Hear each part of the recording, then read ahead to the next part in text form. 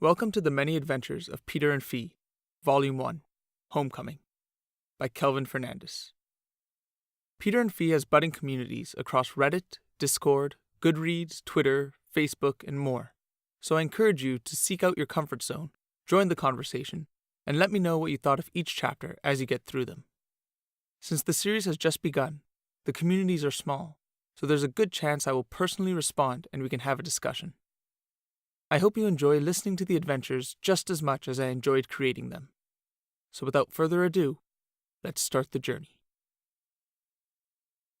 The Many Adventures of Peter and Fee, Volume 1, Homecoming. Chapter 1, Raiding the Goblin Hollow. The arid land caked under Peter's steps as he paced back and forth at the lip of the crater. The sun's rays broke through the thin veil of clouds, illuminating the shining tower before him. The reflection off the structure bathed the massive chasm below in light, revealing hundreds of toiling goblins. Only those, hidden from work at the base of the menacing tower, were allowed the brief respite of the shade. The calls of the angry foreman could just be heard high above where Peter impatiently waited. Peering down, he could barely make out the shapes of the goblins marching back and forth, carrying stone and clay into the hallowed halls of their celestial tower. The monolith began at the base of the crater and struck out 50 feet skyward, its gnarled black fingers extending so that the highest peaks reached eye level to those outside the hollow. "It should be here by now," Peter complained, eyes still fixed on the workers below. He wore a thin, dark green overcoat that matched his eyes.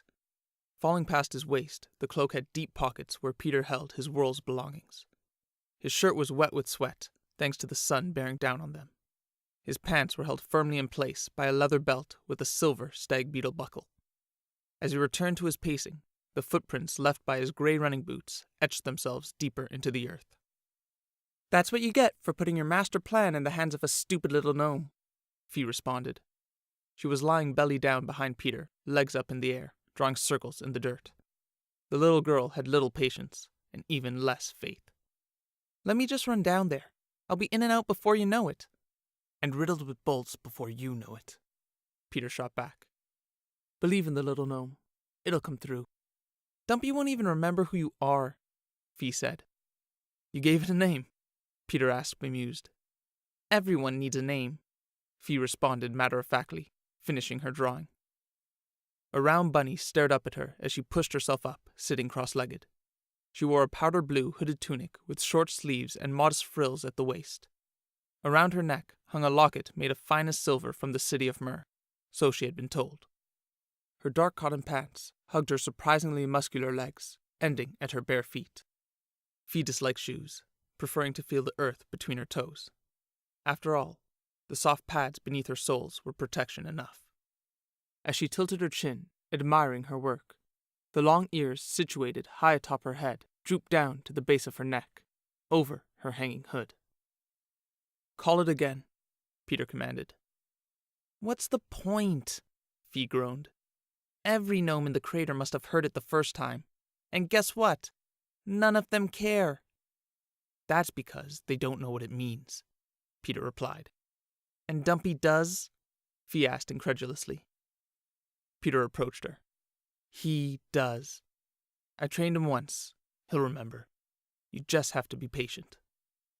Fee sighed loudly, but moved over to the copper bowl and mallet that lay beside her. Placing the bowl face down, she grabbed the mallet in one hand, and with a quick upward swing, brought it down onto the bowl. The dull clang rung low in Fee's ears, but more importantly, her feet felt the vibrations traveling through the ground. Satisfied, Peter turned back to the tower and allowed himself to take in the marvel that lay before him. The meteor had fallen 700 years ago. It was written in the annals that the crash could be heard from the peak of the World Tree to the ends of the Boreal Islands. The World Council at the time was still fresh and hesitant, and forbade any exploration, afraid of what they might find. When they did finally send a scouting party, they found that the finding had already been done. What is now recognized as the entire living goblin race had made camp at the base of the meteor and claimed it as their own. Neither the original scouting party nor any of the conquering parties sent out by the various kings throughout the centuries were able to topple what quickly became the Goblin's new capital. Through their knowledge of metalworking and deep earth science, and with the help of a couple 100 years, the Goblins were able to smelt and mold the meteor into a menacing obelisk fighting to claw its way out of the crater. Fee became restless again. She grabbed the mallet and tossed it high up into the air.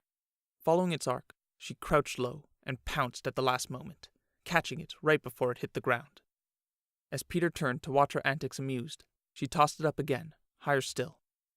His right hand became damp as he eyed the target, but before he could interfere, he noticed Fee suddenly stand up. Both let the mallet hit the ground with a soft thud. "He's here," Fee said, pointing. Peter saw and heard nothing, but reached a hand into a pocket of his cloak and turned to where Fee was indicating nonetheless. Sure enough, a spray of soft soil sprung up right where they were looking, and a small, naked creature came clambering out. The little gnome was covered in brown mud, with small grey splotches here and there that could only be its skin beneath. Shaking the mud off everywhere, it quickly scampered over to Peter with a squeal of recognition, and reached its hands up to paw at his knees. Peter withdrew his hand, revealing a hard piece of caramelized taffy, and held it high in front of the little gnome, who cried in anticipation. "Remember me, little buddy?" Peter asked as the gnome nodded vigorously. "Same as last time, okay? 1 for now, and 2 for when we get there. Got it?" Still nodding at every word, Peter flipped the taffy to the gnome. It caught the candy and feverishly started biting into it with pure glee. Then, without so much as a look back, the gnome haphazardly ran back to its hole and disappeared underground once again. "See? Piece of cake," Peter said to Fee as they both approached the small hole. "Taffy," Fee replied, staring down into the darkness below. The hole was not much more than a foot across when the gnome first popped up, but the small creature had somehow widened it to twice its size on its way down. "What's the point of all this again?" "I'm taking you home, right?" Peter asked. "Yes," Fee replied. "To get to Perona, we need to cross the Strait of Chorus." "I know." "To do that, we need to board a ship." "Sure." "To do that, we need money." "I guess." "And there's a nice stack of gold hidden away down this hole." "Don't worry. Everything will work out exactly as I've drawn it up," Peter concluded. Fee rolled her eyes. "Head or feet first, you reckon?" Peter asked, his hands tingling as he inched his boot past the edge of the hole. "Ladies first," Fee answered as her ears perked up above her. She jumped into the air and vanished into the darkness below. Peter watched as the tips of her ears disappeared and became very aware he was all alone. Okay, he said to himself. 3, 2, 1, now. Peter stood in silence for several moments. "Come on, man," he said again, rubbing his hands together. "You even let the little girl go first. Deep breath." He filled his lungs with air, the last fresh air he'd be getting for a while. 3, 2, 1. Peter stepped out over the hole and fell. Air whistled past his ears as he struggled to keep his eyes open. A quick look up showed the small hole of light vanish behind him. His eyes darted every which way, but were met with black at every turn. "I'm falling for too long," he thought, panicked. The narrow gap widened in the darkness, and he found himself flipping through the air. He tumbled headfirst, extending his palms out to brace for the impact. Concentrating hard, liquid welled up in his hand, but then came the feel of soft earth grazing his stomach. Slowly but evenly, the hole began to narrow and level out. What began as falling soon became sliding, and eventually Peter found himself rolling end over end, finally arriving in a dimly lit cavern. "Took you long enough," Fee mocked. She was standing, dusting the mud off her dirty tunic. Peter groaned as he got to his feet. The small room was lit by a single torch hanging from a wooden sconce beside a black doorway. Along the walls were several small holes at varying heights, just like the one they had arrived from. The little gnome fidgeted impatiently by the doorway. Peter approached the door and reached out to grab the cool metal of the handle. Meteorite. They had arrived. At not quite 6 feet himself, the door reached as high as Peter's chest. Pulling it forward, it swung open effortlessly. The gnome waddled straight through, and ducking down, Peter followed. Fee trailed behind, her ears naturally bending down behind her as she passed upright through the doorway. They found themselves in a long corridor with many passages opening on either side. Just like the door, the walls, ceiling, and even floor shone jet black, illuminated only by the torches adorning the hallway. The damp air permeating through the room told Peter they must be deep underground, below even the depths of the crater. Peter looked back at Fee to make sure she was through, then turning to the gnome, and with a pat of his pocket, he said, "Lead the way." The little gnome scampered away. Down the hall, it took a sharp left and disappeared along one of the passageways. Peter and Fee silently followed. Without a look towards one another, they quickly walked behind the gnome through the passageway and then through another. A myriad of lefts and rights followed, each path identical to the last. At a crossroads, they veered right. At an intersection of 4 paths, they turned right again. At the 8th turn, Peter gave up on trying to remember their route, and instead turned his attention to the meteor itself. All the while, they had been descending further underground, and it truly hit Peter that he had completely underestimated the true scale of the goblin's home. The silence was smothering. Fee strained her ears to pick up on something, anything, to help her make sense of her place in this claustrophobic world. Yet other than their own set of footsteps and the low crackling of the fires that lit their way, she could discern nothing. Until... "They say the king's in a right state today. Tower 9 collapsed last night, and Grimshaw is trying to put all the blame on Captain Herm." "Herman? Ha! He's no fool. I hear the captain barged into the king's chambers last night himself to report that Grimshaw had been the one to order the hurried construction," a second voice said. "Bloody hell. Herm's lucky he still has a head. Imagine waking the king in the middle of the night. Madness," the first voice cried. "They say the king was still occupied with his harem, so no sleep was disturbed." "Madder still," the voices began cackling heavily. "And now the poor sods out there are getting whipped mercilessly, through no fault of their own. It's a shame, really. Bless the crown we drew guard duty. Hear, hear." Peter ran forward slightly and stopped the gnome from going further. By now, he had also heard the chatter of the 2 goblins around the left corner, not 20 feet from where they stood. With a hand to his mouth, he ensured the gnome would remain silent, before rubbing his hands together, feeling the moisture build with his anticipation. "Okay, Fee, I'll take whichever one's closer. Then you dash past and..." But when he turned behind, Fee was gone. She had already run ahead to the edge of the passageway, and before Peter could take a step, she had rounded the corner. Fee bent low as she ran straight towards the 2 goblins. Posted at either side of a doorway 4 times their height, neither had noticed her approach, still chortling at the misfortune of their fellows. 3 steps away, the first goblin turned and shrieked in shock at her swift approach, grabbing aimlessly at the lance to his side. Fee was waiting for it. Jumping high into the air, she flipped once, her feet touching the ceiling before she bounded straight down again, tackling the first guard, knocking him out before rolling off. She looked up to find a crossbow pointed straight at her face. Fee dropped to the ground as the bolt whizzed over her head. Pushing off again with her legs, she bounded upward, delivering a solid fist to the jaw of the terrified goblin, sending him toppling over. Peter came forward, the little gnome waddling behind at his heels. The 2 goblins lay motionless on the floor. They had sharp, pointed ears and more hair coming from their noses than atop their balding heads. Wearing nothing but hard leather aprons that reached their knobbly knees, they wouldn't even have reached Peter's waist had they remained upright. Fee smiled.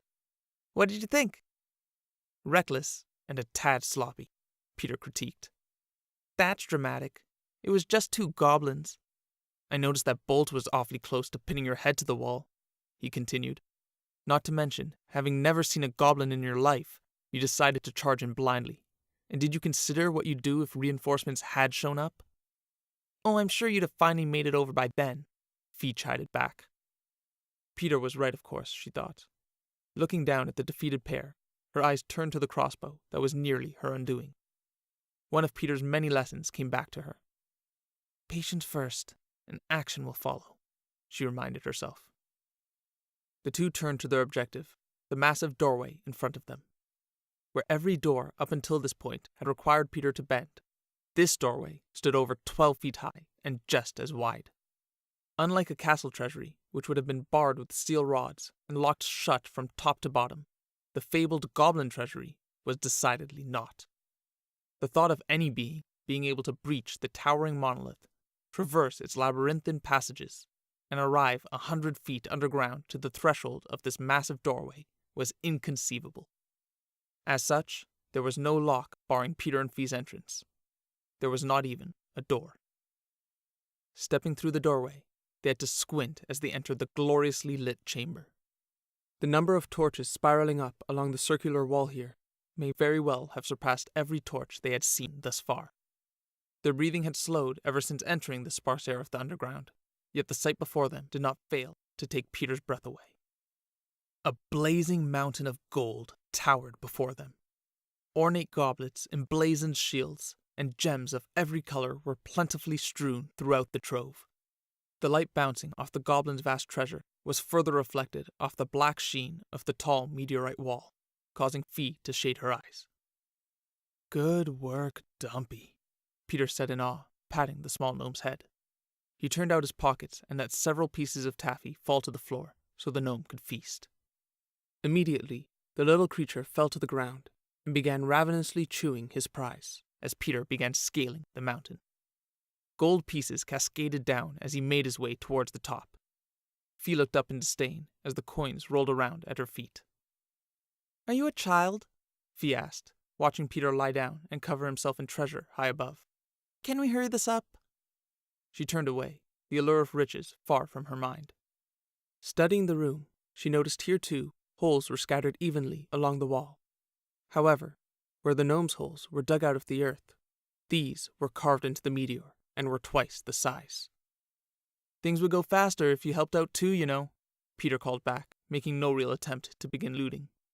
Here, it matches your eyes. Catch! Fee turned around just in time to catch the gem aimed for her head. Scowling, she opened her palm to reveal a brilliant blue sapphire the size of a small egg. Raising it up, she could see her small nose in the reflection of the gem before tossing it aside. Peter failed to notice, as he had taken up a ruby-encrusted silver shield and took a mock defensive stance before toppling over on the uneven fortune. Fee turned away and sat cross-legged, preferring to watch the little gnome enjoy its prize. A second gnome had appeared, and Fee smiled warmly as the two creatures shared the taffy, gnawing away without a care in the world. Picking up the final piece, Dumpy popped it into his mouth. Peter had finally begun piling gold coins into a cloth bag. Satisfied with the weight, he returned the bag to his pocket. Carefully choosing his steps, he began to descend, eyeing the shifting masses for anything special. His vigilance was rewarded as he stooped low and extracted an intricately crafted bird of silver with diamonds for eyes. Captured by its beauty, he turned to show Fee, but was struck dumb by the sight of the second gnome. The creature was eyeing Dumpy enviously. Having scoured the floor for any last crumbs, its attention was fixed to the only piece of taffy left, the one between Dumpy's teeth. Fee laughed at the little gnome's expression and turned to Peter to see if he had any more left. When suddenly, the gnome vaulted forward and shoved its hand deep into Dumpy's mouth. Fee got up aghast as the two gnomes rolled around, Dumpy coughing violently as a tiny fist scraped at the back of his throat. She started towards them as Peter too rushed forward. But they were too late. With a hard punch to the gut, Dumpy regained the upper hand, and that was all he needed to sink his teeth deep into the flesh of his adversary. The ensuing wail echoed throughout the chamber. Bouncing off the walls, ceiling, and racing down the corridors, the voice of the miserable gnome penetrated the solemn halls of the goblin's abode. The gnome screamed and screamed, rolling around in agony, clutching its bleeding arm which spattered the floor in a crimson pool. Fee ran towards it, trying to calm it down, or at the very least knock it out, but Peter grabbed her by the collar, screaming, "We need to leave, now!" Too late. Fee heard the whistling of air from all around them, and understood what it meant. A dozen goblins came sliding down from every hole in the chamber.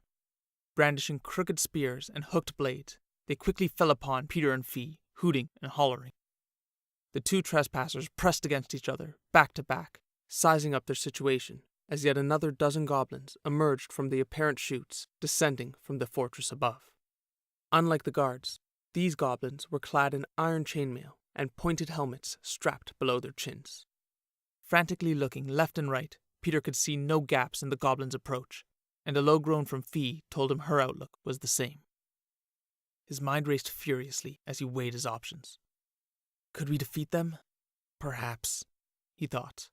Not without risk. Not to mention how the hell we're going to get out of this forsaken hole after the fact. The goblins had pressed up against them, and Peter was confronted with several blades pointed at his neck. Without taking his eyes off the spears in his face, Peter slowly raised his hands, not bothering to wet them. He nudged Fee to follow suit. They were at the mercy of the goblins.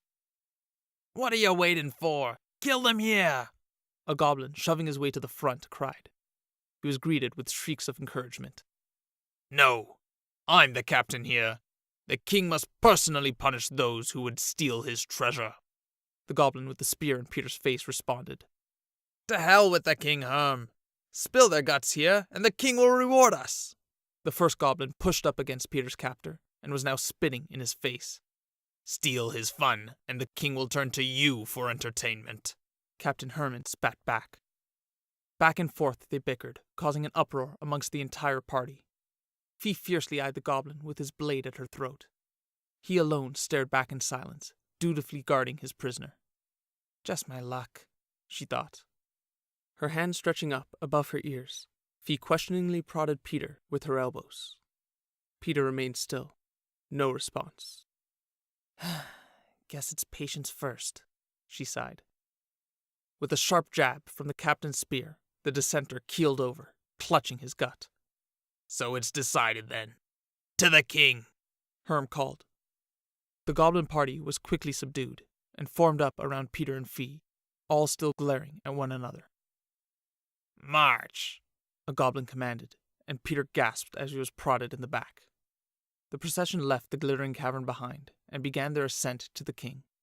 It was an odd sight indeed, as Peter towered over his captors, looking down at the pointed tips of their helmets. Fee, too, stood a full 1.5 feet above the goblin party, able to clearly make out her surroundings. Captain Herm led the way through the black hallways. Trailing behind, the last goblin held the bleeding gnome by the scruff of its neck, still whimpering and clutching its arm. Dumpy was nowhere in sight. He, at least, had managed to escape. The path towards the king's chambers was full of twists and turns, and entirely uphill. Panting, Peter struggled to keep up with the goblin's pace. Short in stature, the creatures made up for it in stamina. Clutching his sides, Peter marched on. "Now who's sloppy?" Fee chirped. "Oh, shut it. You're not going to come up with a plan, are you?" Peter whispered back. "We wouldn't need one if you had just grabbed the gold and left." "I'm sorry. Did your dear friend Dumpy turn cannibal on my watch?" "Quit your yammering, the both of you," the goblin to their left yelled. "And don't think of trying to flee. You'll starve to death before you see the light of day." "We won't be coming to find you either," the goblin to their right cackled. "Save your energy for the king. After he's been through with you, you'll wish we had just killed you in the vault." After 15 more minutes had passed, the ground began to level out, and Peter's breathing came more evenly. They had arrived in a long corridor, leading to a massive set of double doors. The wall sconces here were built into the meteorite, and crafted with great detail. Further light flooded into the corridor from high open windows. They were back above ground. As they stopped in front of the doors, Fee was entranced by the detailed murals carved into them. They depicted scenes of a great beast ordering the goblins around, hundreds of gnomes hoisting the goblins towards the heavens, and at the center of it all, their holy obelisk stood, a gift from the gods, bearing down on all with its overwhelming presence. "The thieves are here," the captain announced simply, and the huge doors swung open. A dazzling yellow carpet lay at the foot of the door, contrasting hideously with the black shine of the meteorite fortress. Peter could not draw his gaze away from the highlighted path, which led directly to the black throne at the end of the chamber. At its base lay several goblins facing them. Peter assumed they must be female, based solely on their state of undress. Snickering, they gestured towards the captives and spoke in whispers. The throne itself extended from the floor, its back reaching up with twisted, pointed edges, and in its seat, with a goblin on each lap, sat the Goblin King. He was nothing like Peter had ever seen before. Seeping out of his throne, the Goblin King was gargantuan. Nearly 12 feet tall and 6 feet wide, the king was morbidly obese. With only a loincloth covering him, the rolls of fat cascading down over his legs were out for all to see. The scraggly beard that covered his face gave respite only to a hooked nose that could fit a full gold piece in each nostril. Atop his head, seemingly wedged in place, lay a meteorite crown inlaid with 9 different precious stones, glittering with all the colors of the rainbow. With his elbow on the armrest, he held his head in his hand, studying Peter and Fee with his beady eyes as they approached the throne. "Is that a cow?" Fee asked. Peter turned to her, incredulous, only to find her pointing to their left. Sure enough, at the far end of the room, a massive skewered cow carcass was rotating slowly on a spit. It took 4 goblins exerting their full efforts just to get the beast to turn over the roaring fire at its base. The chamber itself was immense. Looking up, there was almost no end. The tall walls extended high above, meeting at a point 50 feet above them. Large windows let sunlight burst into the room, bathing it in a natural glow. Fee tilted her head in awe. She had never been in a room so large. The procession stopped at the base of the throne.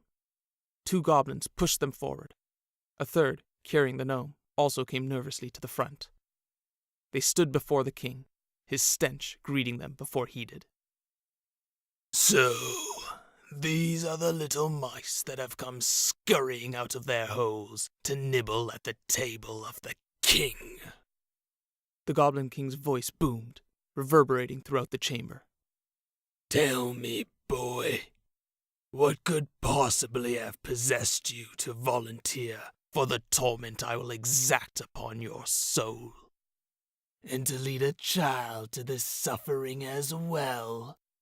Ch. A pity." Fee remained silent. This was not the time for reckless heroics.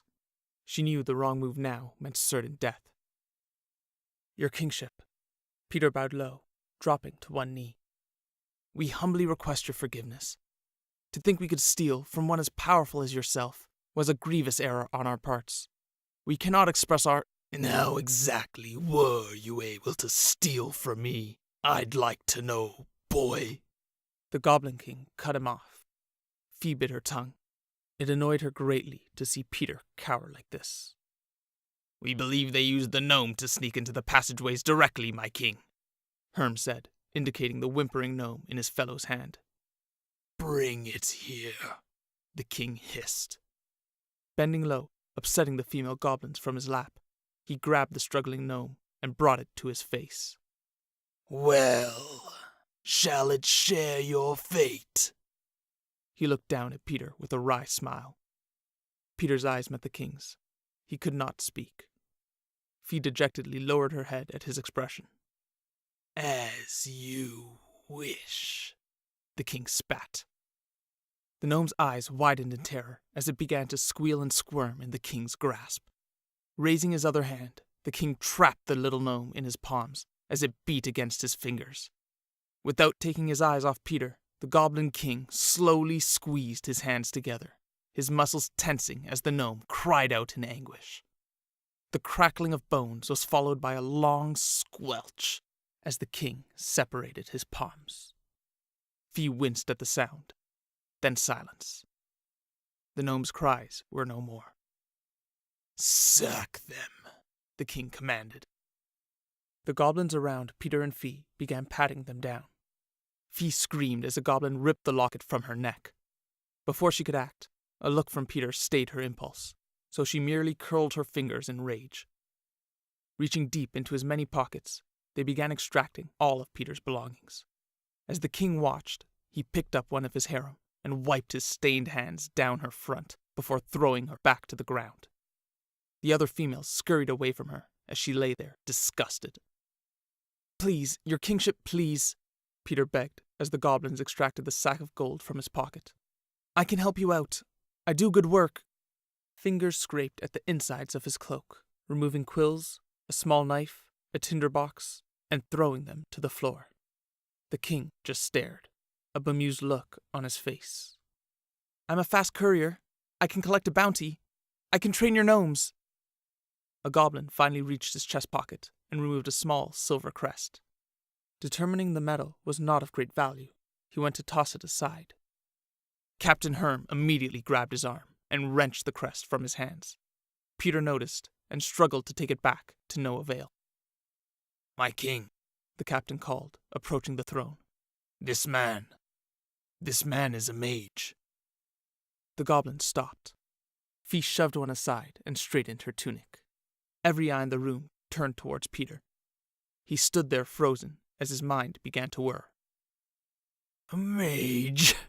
Surely not, the king chortled. Herm held his hand up, and the king took the crest from him skeptically. Emblazoned on the metal piece, there was a picture of a lone tower being struck by lightning.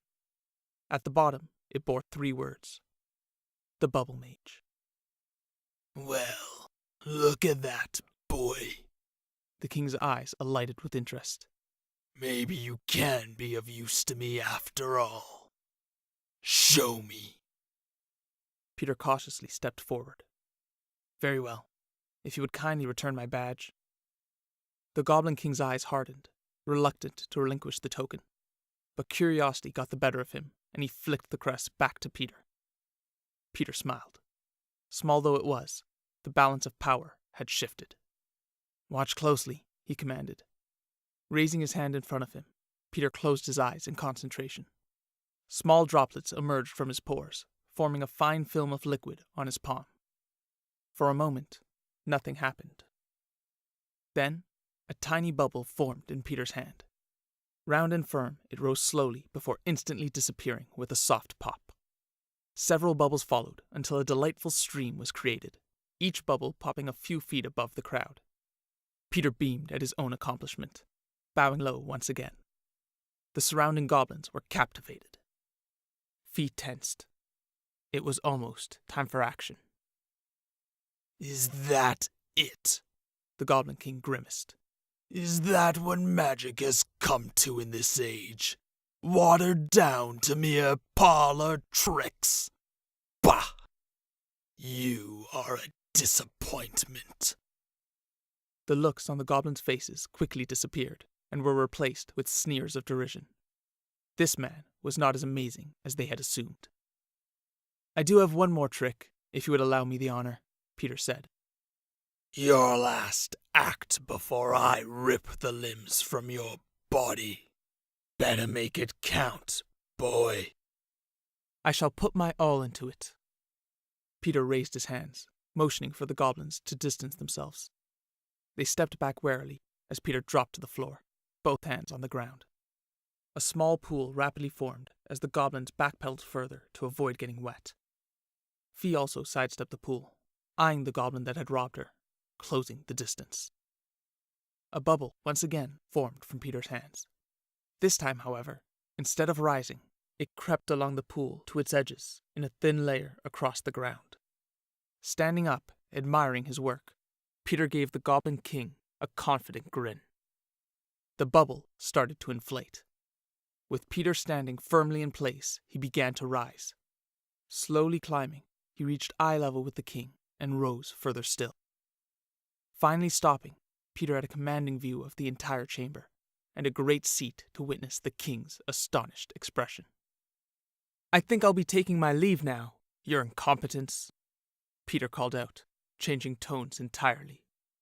Looking down his nose at the king, he continued. My only regret is that I was unable to stick a knife into that bulbous neck of yours. Not that I'd be able to breach your thick fat, mind you. You dare? The king boomed. The veins in his brow pulsed violently as blood rushed to his face. Guards! Bring him down this instant! Fee pounced on the goblin she was eyeing. The guards all turned at the disturbance.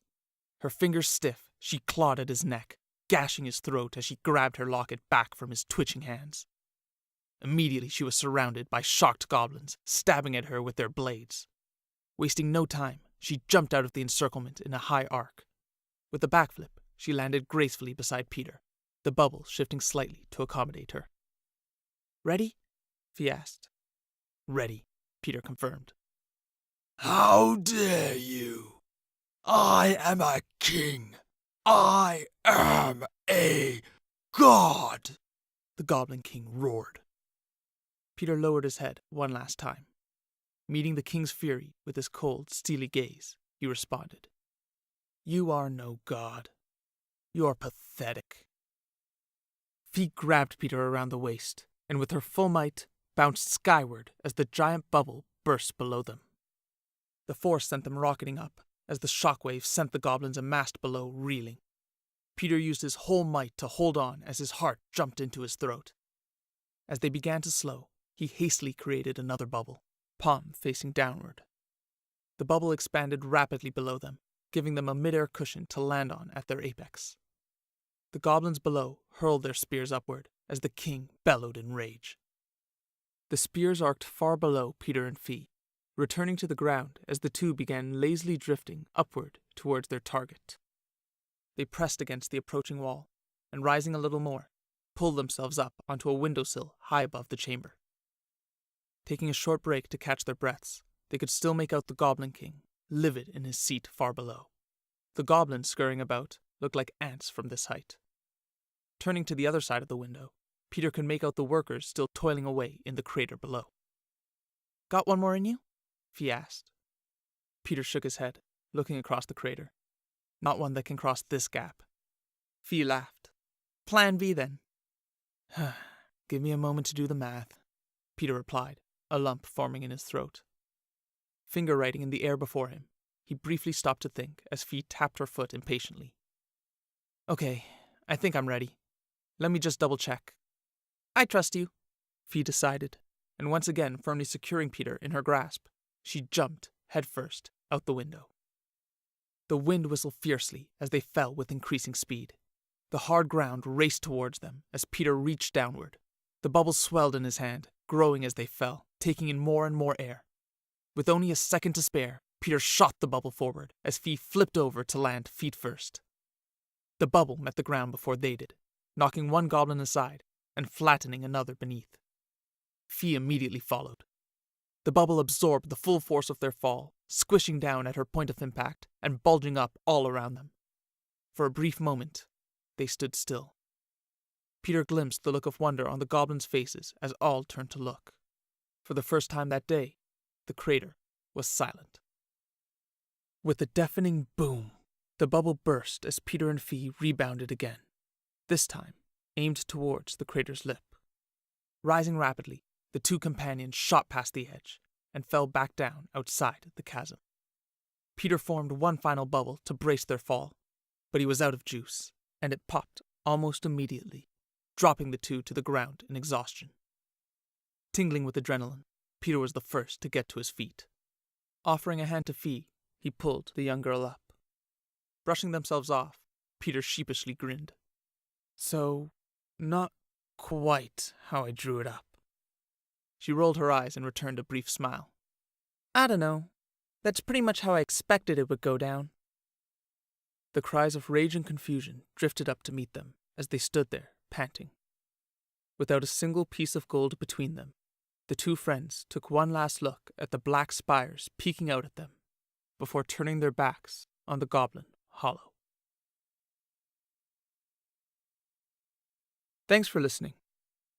A new chapter will be made available for free each week until the 10-chapter volume is finished. Or, if you're excited to read more, you can purchase the complete audiobook over at Audible right now, or the full ebook from Amazon, Kobo, and more. You could also support me via a direct donation at paypal.me/peterandfee, or most importantly, by subscribing to my Patreon over at patreon.com/peterandfee. My patrons will receive both the full ebook and audiobook on day one of their release, as well as exclusive behind-the-scenes insight episodes I create for each chapter. Furthermore, They will get first access to all my content and many other perks exclusive to them. I produce Peter and Fee entirely independently, so I would really appreciate your support in whichever way you prefer. If not, no worries. Please continue to enjoy the adventures, and hopefully, I'll be able to keep creating them for you. Next time, Chapter 2, Black Veil and Blackmail. Available now.